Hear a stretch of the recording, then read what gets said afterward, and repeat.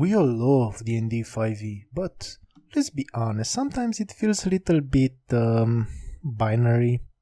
You swing your sword, roll a 4, and nothing happens. You wait 10 minutes for your turn to come around, and you feel like you wasted your time. What if even your failures push the story forward? What if you could speed up combat without losing tactical depth? Today I'm stealing 3 genius mechanics from the new Daggerheart system and showing you exactly how to homebrew them into your D&D 5e campaign, starting right now. The first thing I implemented in my game is the spotlight mechanic Daggerheart uses, but I implemented it with a twist. So, in Daggerheart, you use the spotlight mechanic in combat to see whose turn it is.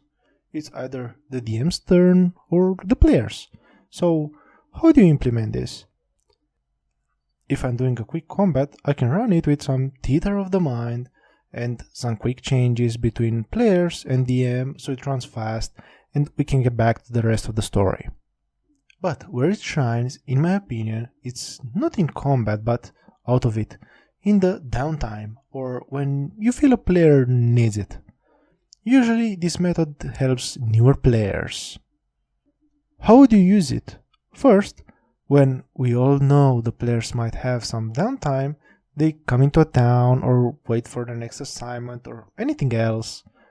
I go around and first ask every player, what do you want to do? After everyone says they want to do something, I go around again and put a spotlight on them as they do that action. You can try this at the table and see how those players who might be a bit shy start to gain trust and feel a lot better playing D&D. The second mechanic we're stealing fixes the slowest part of D&D, counting squares. Am I 30 feet away or 35? Who cares? Daggerheart uses range bands. Instead of measuring inches, everything is either melee, in touch range, close, a few steps away, far, across the room, very far, you need a sniper rifle! Porting this to 5e is easy. If a player asks, can I reach that goblin? You don't need a ruler, just say, he's close, so yes, you can move and attack. Or, he's far, you'll need to dash. This cuts combat time roughly by 20% because you stop doing geometry and start playing the game. Now, before we get to our final mechanic, if you want to see more videos like this, hit that subscribe button and tell me down in the comments what other mechanics you'd implement in your game. Finally, this one is especially for the dungeon masters. In 5e, monsters often die before they get to do anything cool because of the action economy. In Daggerheart, whether a player rolls with fear, even if they succeed, the DM gains a fear token. Now, you can steal this immediately. When your D&D players roll a natural 1 or fail spectacularly bad a save, take a token and put it in a visible pile. Then spend them to interrupt the battle. Let's say with 1 token, a reinforcement goblin enters the room. You spend 2.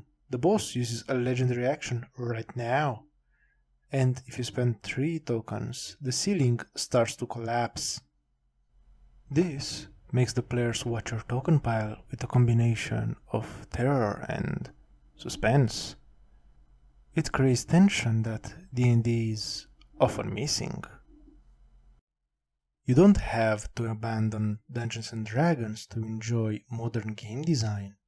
D&D is a framework. It's meant to be hacked. Try putting your players in the spotlight to encourage them to roleplay more. Maybe implement the quick measurement system to shorten the combat duration, and for some extra flair, consider adding some tokens to spice up the combat or even the story. If you want more easy guides on how to make your campaign more immersive, check out this video that YouTube says you might enjoy. Now, I'll see you at the table.